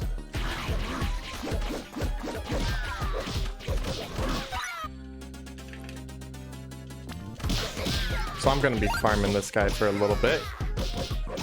And he graciously gave me a good amount of health, actually. So we have 3 hearts. And we're gonna smack the lever again. That just puts us back, I don't know, 4 or 5 minutes. Or probably 4 minutes. And that's okay. This run has a lot of time to save in different areas. And like I said, this is the area of run killers, definitely. Some spooky stuff. I just gotta use blast cancels more, I feel.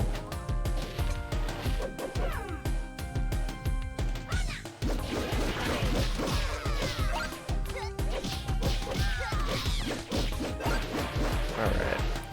So now we're through that. Much nicer than prior, my goodness. And now we can not get hit, thank you very much. That's okay, that's okay. Chomp will come back once we heal. And now we can go to that first portal we saw higher up.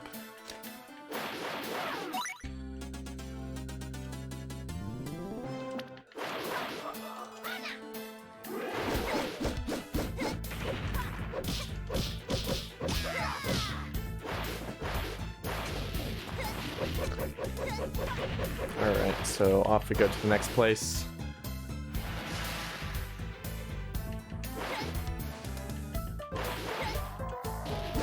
A lot of people point out how Priscilla looks like Peach.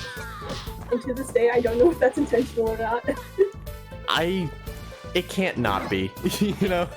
She looks so much like Peach. There's just no way she's not based off. At least a little bit.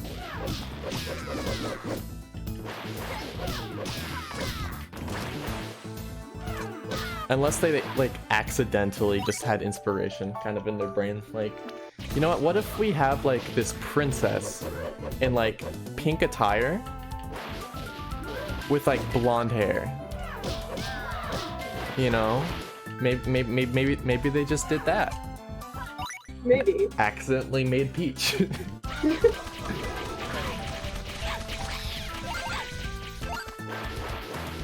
So we can Whoever accidentally designed a video game character that already exists. Already exists and is quite well known. Yeah, I know. Happens to the best of us. So even though we're at full health, we're gonna save here just so, you know, if there's another run killer, you know, kind of event, we can not spawn all the way back at the beginning. Come on, bud. I know you want to charge. Thank you. So those guys take such a long time to kill that they're basically just ignored at this point in this run.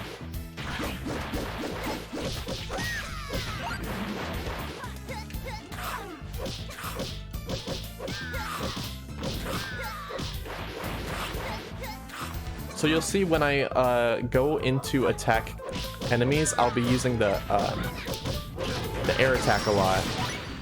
And that's because it stuns for a very long time and does a lot of, you know, good hit stun. So you can kind of either jump through enemies because it kind of, when things are in hit stun, you can't get hit by them. So sometimes I'll like hit them like that, and then you can actually just go in for free. But most of the time I'll just be, ooh, this is where it gets spooky. Okay. Well, I'm in a spooky situation right now. So I'm gonna be getting some energy back, and then we'll get Chomp ready. Damn, that hit me. Okay, we're fine. We're fine. Hopefully some health from these guys. Not a single heart. Alright, that's fine. I didn't need a heart anyways. Okay.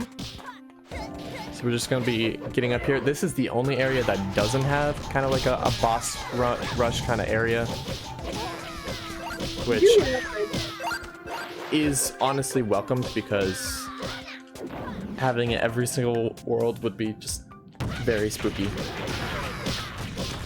I'd probably cry. So this is a nice relaxing area that we get the last upgrade in the whole game, the ultimate charge shot. So this is when you charge it down fully. It does that nice animation, and it breaks through the stone kind of walls as well.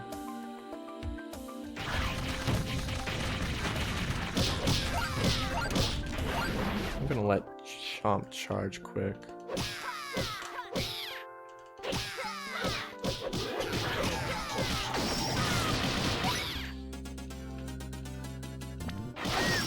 To avoid damage, I had to super wave twice. When you use a super wave, you actually have invincibility. So I'll be using that to get through a couple of places without, you know, dying, because that's not healthy. Alright, so here's our second switch.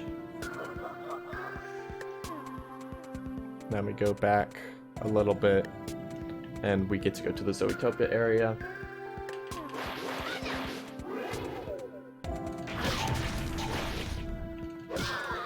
There we go.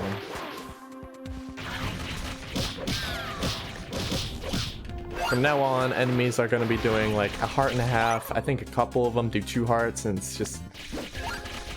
it's a headache to get hit, because then you can only get hit like 3 times before you're dead. It's spooky. Definitely. Very spooky.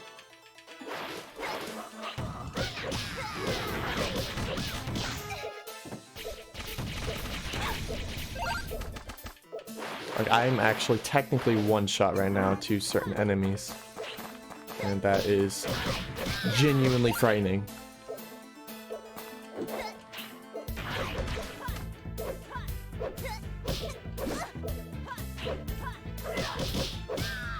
This area is like one wrong move, and you one is over.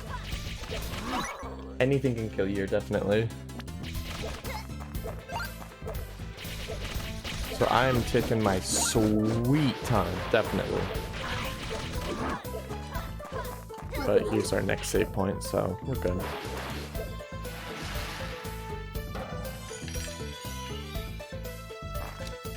Marathon save. Yeah, exactly. I mean, that's in the normal route, because I can't even imagine doing this without saving. Because we're coming up to the Zoetopia one, which is easily the hardest boss rush.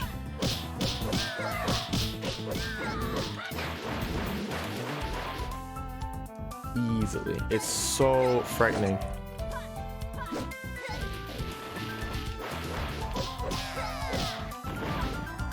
Yeah, we'll take that one heart, or the half heart of damage, that's fine. So now we are in Zoetopia, and those gargoyles are the bane of my existence. My goodness, they have lock-on projectiles that do, I believe, 2 hearts. At least a heart and a half. And that gives me an absolute heartache, because it just... Why did it have to be so strong? My goodness.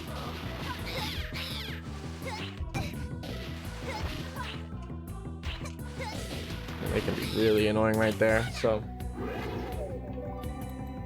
We're going to be using Chomp to kind of take them out ASAP. So one's going to spawn up here.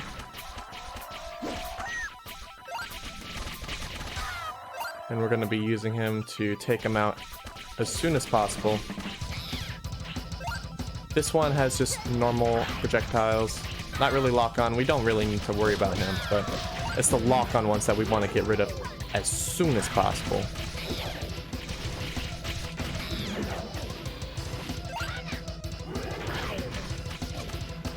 you can see, we have 2 of them to deal with now. So, yeah, it gets really spooky really fast. Yeah, 2 hits and I'm already at 1 heart. So it's, yeah, we got through it. We just have to get back, but we'll be fine. We got the tough one out of the way, and we can hopefully, fingers crossed, be able to get to the save point without dying. Because this is... Surely there's these boss rushes which are difficult, but the whole last part is just like a giant, difficult area. There's our 3rd switch, which I believe is our last technical switch.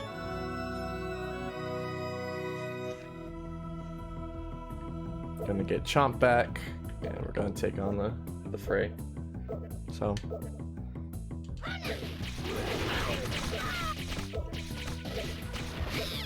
there we go. We got him before he shot his lock on, which is super helpful. Oh. Heart. Okay, so we actually are 2-shot for certain, or most creatures can only do 1.5 hearts at this point. When they charge like that is completely RNG as well. All of their attacks are absolute RNG, so it is really kind of spooky once you're trying to dodge them, because you really don't know what's coming up next. That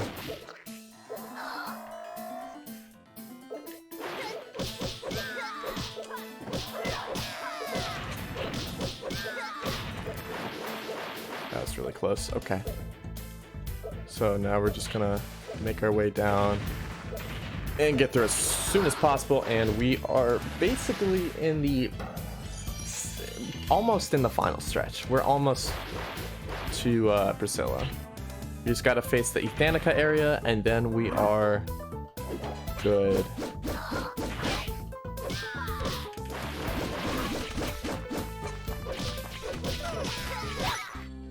Okay, we just gotta take out these guys, and then we are good. So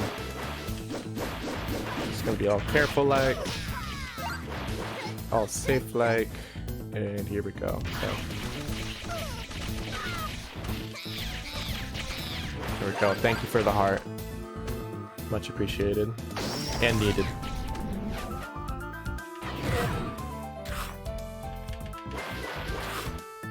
All right.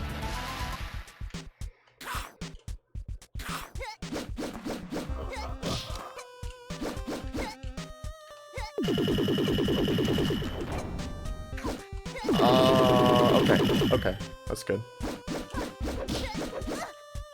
Alright, I'm getting hit by that bite a lot. So they actually have like kind of like a wake up move now in like the later versions of the jumpers. Oh, what is that luck? My goodness, he went straight to me. Uh-oh. So we're really low on health going into this. My goodness. He went straight at me. I thought he would fall off the platform. My goodness. Yeah. The RNG in this can be brutal. Yeah, it's not good.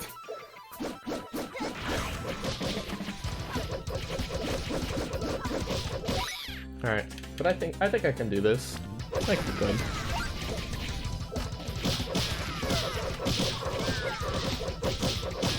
Come on, hearts? No? Okay. That's fine. We didn't need hearts anyways.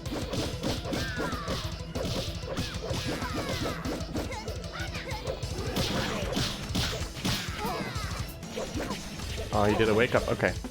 So now Juggernauts are gonna start coming in, which really don't do much. You know, you can just shoot at them and they're done. They don't do much damage at all. It's just kind of like a moving in wall. You don't really need to worry about. Ooh, I didn't get the hit off there.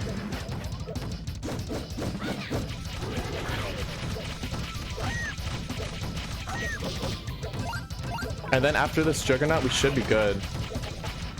Okay, so we were at 1 heart. That wasn't good. Oh my god. Yeah, the freaking jumpers are insane. Oh my goodness.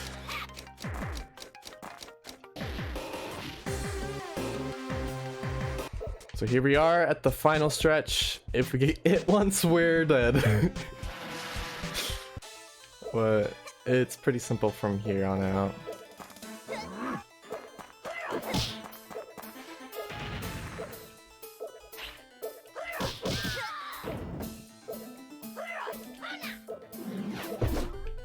We're just gonna, you know, take a good old break here. Let him kill that.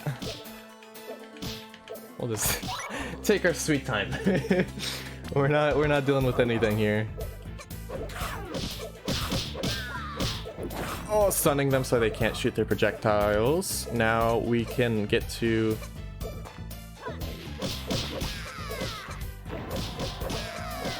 the final save point. We're gonna have to kill him first.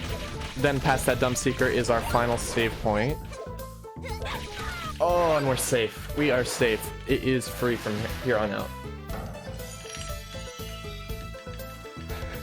Woo. That is headache avoided.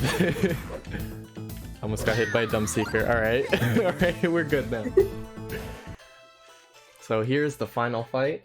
All of that hard work for getting to this fight is actually kind of funny because all of that was really difficult. And this fight is unbelievably not difficult.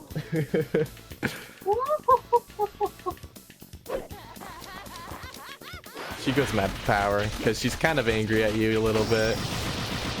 A little bit. You're trying to throw it right to your plans for world domination. I mean, it's her fault for kind of going for world domination, just saying. So we're gonna be using Chomp to take out the enemy, not the bomb. Right there. Now we're gonna be using him to damage. If he hits the bomb, he actually instantly gets killed, so it's very important that we don't hit that. So we're gonna get hit by that, but because Chomp's at our side, it ends it really fast. And we're gonna ignore that whole bomb thing because we are done and time. There we go. Oh no! I reset instead of stopped it. Damn. Oh no! It was... 1 second. I shouldn't have done that, but it was a 154. Yeah, okay, we're good. We're good. The guys at Powerhouse got it. They hit the right button. Alright. So there we go. I mean, we still got underestimate. I was actually expecting that to fly over estimate with the one death, but that is perfectly good. The later gauntlets went really good. Yeah, that was honestly very spooky, but yeah. So yeah, that is Monster Tale. This is a very fun game, I'll be completely honest. I absolutely love it. It is the first ever Metroidvania game that I ever played. I didn't even play, you know, Metroid or, you know, Castlevania growing up. So yeah, if you're interested in this game, just for playing or running, we accept emulated runs on the speedrun. And just feel free to, you know, pick it up and play it. It's a really fun game. You can mess around with all, what, 30 forms. There's a lot of like secrets. You can kind of go for 100%. It's really fun. So I definitely think you should give this a try. If you ever want to see more streaming of this, or, you know, runs of this, or even other games, feel free to follow me at twitch.tv/YebTM. And SkipperKips, if you have anything you want to shout out before we end this. I mean, I'm always looking at people to join my project community, so there's that. Yeah, so if you want to... I really like having people behind me on this. Right. Supporters are always nice, so definitely go to r/MonsterTale on Reddit and feel free to join because that's where we kind of hang out. So you'll see a lot of project updates there. If I get a really cool run, I'm definitely posting it on there as well. So yeah, thank you for for watching the run. Thank you to Powerhouse for having this run. It was really fun.